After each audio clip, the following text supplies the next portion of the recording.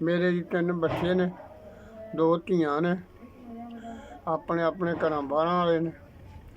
मेरी कोई गल नहीं सुनता।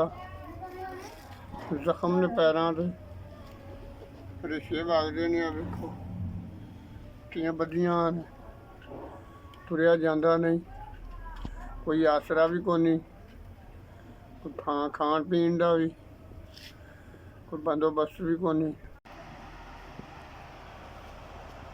दिता। तुसां मेरे वास्ते बड़ा तुहाडी मेहरबानी है। तुहाडे बच्चे जीवन, अल्लाह तुहाडा कारोबार चलाए। अल्लाह मियां तुहाडे कारोबार इजाफा करे। तुहाडे बच्चों वास्ते भी दुआवां करने ਆਪਾਂ।